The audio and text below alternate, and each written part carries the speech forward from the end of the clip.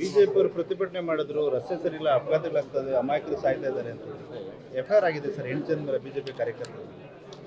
ಅಲ್ಲ, ಈಗ ಆಲ್ರೆಡಿ ಸ್ಥಳೀಯ ನಾಯಕರ ಜೊತೆ ನಾವು ಮಾತಾಡಿದ್ದೇವೆ.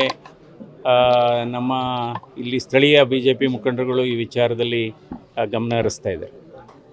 ಇಲ್ಲ ಸರ್, ಈ ರೀತಿ ಆದ್ರೆ ಇಲ್ಲ ಒಂದು ಪ್ರತಿಭಟನೆ ಮಾಡಿದ ಕಾರ್ಯಕರ್ತರ ಮೇಲೆ ಎಫ್ಐಆರ್ ಆಗುತ್ತೆ ಅಂತ. ಅಲ್ಲ, ಅಲ್ಲ, ಆ ರೀತಿ ಆಗಬಾರ್ದು.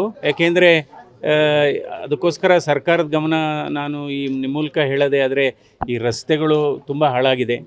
ಅದರಲ್ಲೂ ತುಂಬ ಕಡೆ ಆನೇಕಲ್ ತಾಲೂಕಿನಲ್ಲಿ ರಸ್ತೆಗಳ ಕಾಮಗಾರಿ ಆಗಬೇಕಾಗಿದೆ.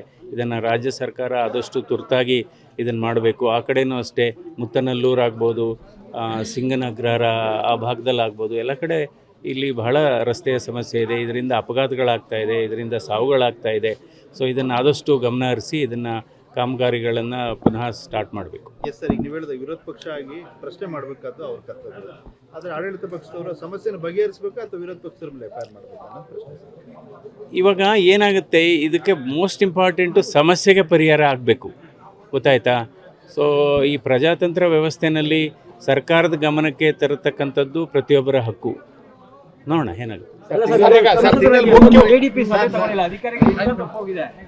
ಅಲ್ಲ, ನಾನು ತಾಲೂಕಲ್ಲಿ ಅಧಿಕಾರಿಗಳು ಕೆಲಸ ಮಾಡ್ತಿಲ್ಲ, ಯಾರನ್ನ ಪ್ರಶ್ನೆ ಮಾಡಿದ್ರೆ ಅಧಿಕಾರಿಗಳು ಅಲ್ಲ, ಇದು ಆಯ್ತಲ್ಲಪ್ಪ, ಮಾತಾಡಿ.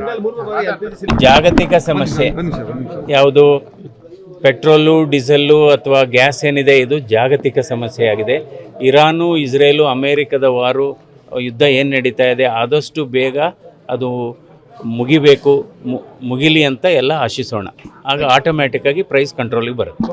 ಬಿಜೆಪಿ ಅವರು ಪ್ರತಿಭಟನೆ ಮಾಡಿದ್ರು, ರಸ್ತೆ ಸರಿ ಇಲ್ಲ, ಅಪಘಾತಗಳಾಗ್ತದೆ, ಅಮಾಯಕರು ಸಾಯ್ತಾ ಇದ್ದಾರೆ ಅಂತ ಎಫ್ಐಆರ್ ಆಗಿದೆ ಸರ್ 8 ಜನ ಮೇಲೆ ಬಿಜೆಪಿ ಕಾರ್ಯಕರ್ತರು. ಅಲ್ಲ, ಈಗ ಆಲ್ರೆಡಿ ಸ್ಥಳೀಯ ನಾಯಕರ ಜೊತೆ ನಾವು ಮಾತಾಡಿದ್ದೇವೆ.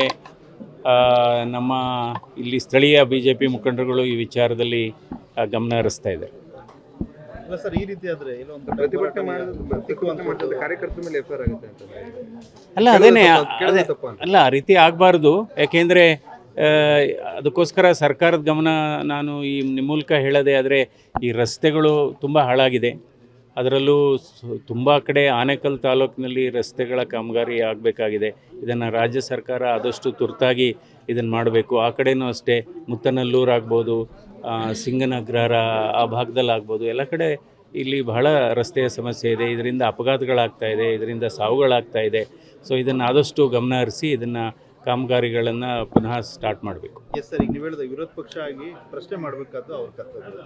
ಆದರೆ ಆಡಳಿತ ಪಕ್ಷದವರು ಸಮಸ್ಯೆನ ಬಗೆಹರಿಸಬೇಕಾ ಅಥವಾ ವಿರೋಧ ಪಕ್ಷದ ಮೇಲೆ ಎಫ್ಐಆರ್ ಮಾಡಬೇಕಾ ಅನ್ನೋ ಪ್ರಶ್ನೆ. ಇವಾಗ ಏನಾಗುತ್ತೆ, ಇದಕ್ಕೆ ಮೋಸ್ಟ್ ಇಂಪಾರ್ಟೆಂಟು ಸಮಸ್ಯೆಗೆ ಪರಿಹಾರ ಆಗಬೇಕು, ಗೊತ್ತಾಯ್ತಾ?